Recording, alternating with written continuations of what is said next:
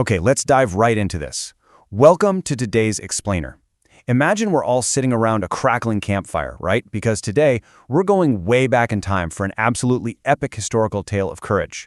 I'm going to tell you a true story about three young guys who faced a literal blazing fire simply because they wouldn't back down. This is the story of the fiery furnace and how they managed to stand tall when things got incredibly hot. So let me ask you something. Would you stand up if everyone else bowed down? Just think about that for a second. Have you ever felt that intense pressure to just blend in? You know, like when everyone in your class or your friend group is doing one thing and you know deep down it's wrong, but it feels so scary to be the only one doing the right thing? We call that negative peer pressure. Now, imagine that pressure isn't just about fitting in at school. Imagine it's literally a matter of life and death. Because that is exactly where our incredible story begins today. First, we got to meet the man behind this ultimate test. Enter the mighty King Nebuchadnezzar. He was the ruler of Babylon, and honestly, this kingdom was so powerful that no other nation on earth could stand against his armies. But Nebuchadnezzar? Well, he had a massive problem. He was incredibly proud. The wealth and success of his reign completely went to his head. He didn't just want to rule for a little while, he wanted to establish a kingdom that would last forever. So completely forgetting everything he'd previously learned about the true God of heaven, he and his advisors came up with a wild plan. They decided to demand that every single person, from every nation and every language, pledge total loyalty to him alone. And this brilliantly illustrates how he went about getting that loyalty. The king used his vast riches to build a massive, solid gold statue, setting it right up on the huge plain of Dura. It was blindingly bright. Get this, it was about 90 feet tall and 9 feet wide. To put that into perspective, that's like looking at a 9-story building made entirely of gold. The sheer intimidation and just the sensory scale of this dazzling monster towering over the plain must have been completely overwhelming. Then, the king sent out a strict, zero-tolerance decree to the entire land. The very moment the people heard the grand music start playing, every single person had to fall flat down and worship this golden image. The king's demand was terrifyingly simple, right? Worship the golden image or die a horrible death in a burning fiery furnace. It was absolute, terrifying power. But in the middle of that massive bowing crowd stood three Hebrew captives, Shadrach, Meshach, and Abednego. Picture that.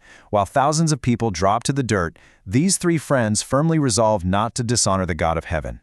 They had this quiet, unyielding courage. They chose to worship God alone, no matter the cost, flat out refusing to bend their knees to a symbol of human pride. Now, of course, in a huge crowd of thousands of people bowing down, someone is definitely going to notice the three guys left standing, right? It stands out like a sore thumb. Some wise men, who were actually extremely jealous of the honors these three friends had received earlier, rushed off to tip off the king. They reported this flagrant violation. Well, Nebuchadnezzar was flushed with absolute anger. But, knowing these three were actually excellent workers, he brought them in for the ultimate test. He gave them one final chance. Pointing directly at the roaring fiery furnace, he arrogantly challenged them, basically asking, "Who is that God that shall deliver you out of my hands?" So the crucial point of our whole story is exactly how these three young men responded. They didn't flinch. They didn't make excuses. They looked right back at the most powerful king on earth and said, "Our God whom we serve is able to deliver us. But if not, be it known unto thee, O king, that we will not serve thy gods." Wow! I mean, no way! That is an incredible statement of unfaltering, unbreakable faith. They calmly faced a blazing furnace and essentially said, "Look, God can save us, but even if he chooses not to, we still won't bow." Doing the right thing for the God of heaven was far more important to them than their own lives. As you can imagine, the king's wrath knew absolutely no bounds. He was furious, and the very look on his face twisted in pure rage against them. He ordered the furnace to be heated 7 times hotter than usual. 7 times. This wasn't just a regular fire anymore. It was an inferno of raging heat meant for instant, certain death. In fact, it was so incredibly scorching that when the king's mighty guards grabbed the three friends to throw them in, the very flames leaping out of the furnace actually killed the guards. That is exactly how intense this heat was. Let's move to the next part and see how this builds, because it happens fast. First, the three men were tightly bound in their coats, their hats, and all their other garments. Next, they were cast directly into the roaring fire. From his royal seat, the king looked on, fully expecting them to be destroyed in a split second. But then, his face grew pale. He leaped up in absolute alarm, because instead of burning up, He saw them walking loose, completely unharmed, right in the middle of the flames. And the most incredible part? He saw a mysterious fourth man walking in the blazing fire right alongside them. Now, what's really interesting about this is who was that fourth person, and how in the world did a heathen king recognize him? The king actually shouted to his lords that the form of the fourth was like the Son of God. But how did a king of Babylon know what the Son of God looked like? Well, it's because Shadrach, Meshach, and Abednego hadn't just kept their faith a secret while living in Babylon. They had previously taught those around them about the principles of righteousness and about their Redeemer who was to come. Their everyday lives had been such a strong, unbreakable witness that when the king saw that divine being, he knew exactly who had shown up to save them. The king rushed to the mouth of the furnace and called them out, and they stepped out to what can only be described as complete deliverance. Just picture this vivid aftermath. You've got this vast multitude of princes, governors, and counselors all crowded around them in absolute shock. Their friends were completely unhurt. Not a single hair on their heads was singed. Their coats weren't changed, and there wasn't even the faintest smell of smoke on them. It's wild. The flames had literally lost their power to consume. Actually, the only things the fire actually burned away were the ropes that had tied them up.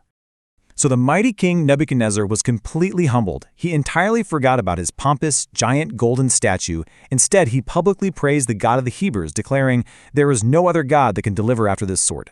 He realized right then and there that the Lord takes a stand with the oppressed and rebukes earthly powers that rebel against heaven. Because of the steadfast faithfulness of these three young men, the living God was glorified right there, out loud, across all the different nations represented on that plain. So, what does this epic piece of ancient history mean for you today? Let's talk about surviving your own furnace. God doesn't force anyone to worship him, right? He leaves us totally free to choose, just like he let the king and the three friends choose. But the powerful lesson here is that God always takes a stand with those who are steadfast for the right. When you face your own fiery furnaces, whether that's peer pressure, bullying, or just the temptation to do the wrong thing to fit in with the crowd, remember this: you are never walking into that fire alone.